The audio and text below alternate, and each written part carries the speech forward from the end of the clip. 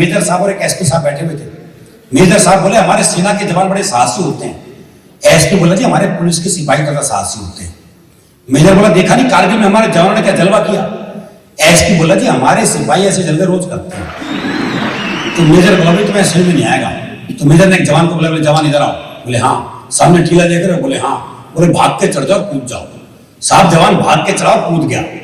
तो मेजर बोला एसपी से देखो इसे कहते हैं साहस। एसपी बोला रुको।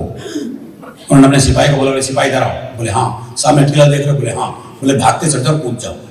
सिपाही बोला सब आपका दिमाग तो नहीं खराब हो गया? तो एसपी बोला मेजर से देखो इसे कहते हैं साहस।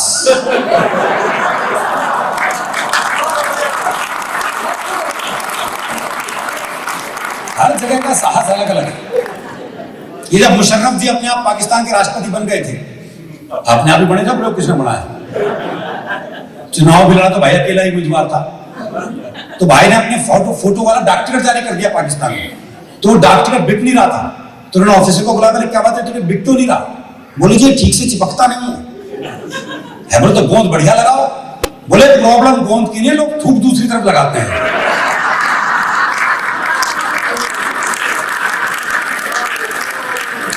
युद्ध जैसी स्थिति से हासिल करता आपको सुनाता हूं। सीमा पर जैसे ही छिड़ी लड़ाई, देशभक्ति की भावना सब में उमड़ आई।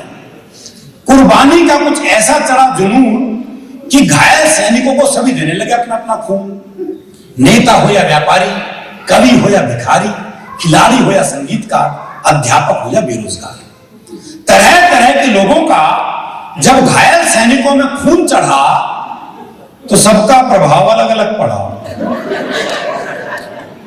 एक भिखारी का खून जब सैनिक के शरीर में गरमाया तो दुश्मन का गिरेबान पकड़ के गिड़गिड़ाया, जरा इस तरफ भी ध्यान दे दे,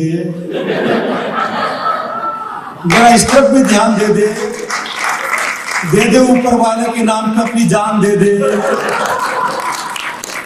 इतना कहकर जैसे उसने जान ली, दूसरे दुश्मन ने उसकी नियत फौरन पहचान ली। वो वापस नियंत्रण रेखा की तरफ भाग चला। हमारा सैनिक बोला जो दे उसका भी भला, जो ना दे उसका भी भला। कवि का खून चढ़वाए सैनिक ने, ये कवि बड़ा खतरनाक होता है। वो एक दिन मैं हवाई जहाज में बैठा था, एक सज्जन बराबर बैठे थे, उन्होंने पूछ लिया आप क्या करते हैं? मैंने कहा मैं कवि हूं। मैंने पलट के पूछ लिया और आप? बोला जी मैं बहरा हूं।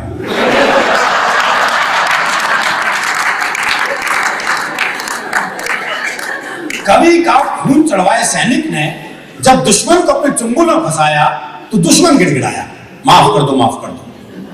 सैनिक बोला जाओ तुम्हें माफ किया। इतना कह के पहले तो उसने बंदूक की नाल साफ करने वाले ब्रश से दुश्मन का कान साफ किया। फिर अपनी कविताओं का बारूदी पुलिंदा बंदूक की जगह अपनी जुबान में भरा और दाग दिए 12 दोहे 24 कविताएं 36 चौपाई। और दाग दिए 12 दोहे 24 कविता 36 चौपाई। और जब तक उसके प्राण नहीं निकले उससे तालियां बजवाई।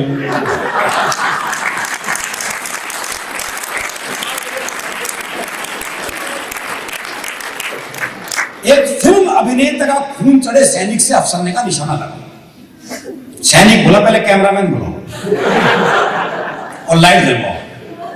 अफसर बोला लाइट जलवा के मरवाएगा? तो सैनिक बोला मुझे मरने का डर मत दिखाओ, ये काम मैं पहले भी कर चुका हूं। अब से पहले 15 फिल्मों में 50 बार मर चुका हूं। अफसर चौका 15 फिल्मों में 50 बार?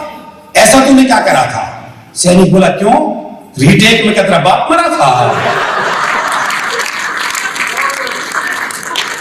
फिल्मोनिया से ग्रस्त व्यक्ति के खून ने और कमाल दिखाया। फिल्मोनिया से ग्रस्त व्यक्ति के खून ने और कमाल दिखाया।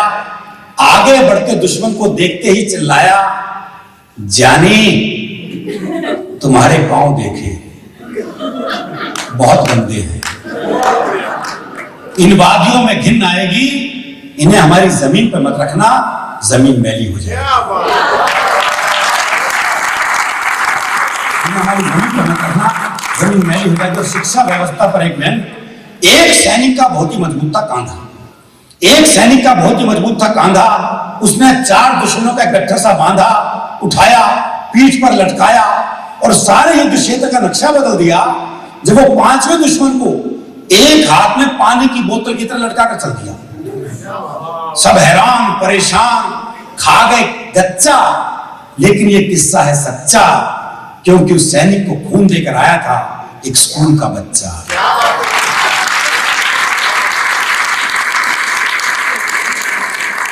एक सैनिक को गलती से नेता का खून चढ़ गया, बस यहां गलती हो गई।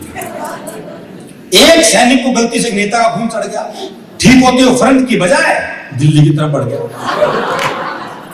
उसे फ्रंट पर जाने के लिए समझाया तो भरमनाया, मेरी तो तबीयत खारी हो गई, तुम फ्रंट की बात कर रहे हो, उधर चुनाव की अधिसूचना जारी हो गई। खैर उसे फ्रंट का सही मतलब समझाया गया और सीधा कारगिल भिजवाया गया। वहां तोपों को देखते ही उसका कलेजा हिला। अच्छा, यही हो बोफोर्स तोप जिसका कमीशन मुझे आज तक नहीं मिला।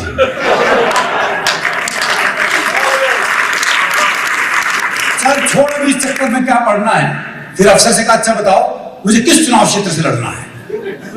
अफसर ने कहा द्रास। बोला क्या कहा, मद्रास? मुझे तो उत्तर भारत में कहीं से लड़ा दो। अफसर गुस्से में बोला, इसे सीधा टाइगर हिल पे चढ़ा दो, इसे सीधा टाइगर हिल पे चढ़ा दो। वो सिरफिरा चढ़ते चढ़ते कई बार गिरा। इस दृश्य का आप लोग आनंद लें। वो सिरफिरा चढ़ते चढ़ते कई बार गिरा, जहां भी दो चार सैनिक दिखे वहीं रस्सी छोड़ दे और वोट मांगने के लिए दोनों हाथ जोड़ दे। वोट मांगने के लिए दोनों हाथ जोड़ दे। खैर सारे रास्ते उसने खूब वायदे किए, खूब आश्वासन दिए, खूब भाषण दिलाया और इसीलिए टाइगर हिल पे चढ़ ही नहीं पाया। वो तो शुक्र है इसी दौरान बंदों की लड़ाई, वरना पता नहीं क्या बोल खिलाता भाई। और कविता की सबसे महत्वपूर्ण और अंतिम पंक्ति आप तक पहुंचा रहा हूं, वरना पता नहीं क्या गुल खिलाता भाई। लेकिन मैं कहता हूं कुछ ऐसा इंतजाम हो जाए, नेताओं का खून सैनिकों को नहीं बल्कि सैनिकों का खून नेताओं को चढ़ाया जाए।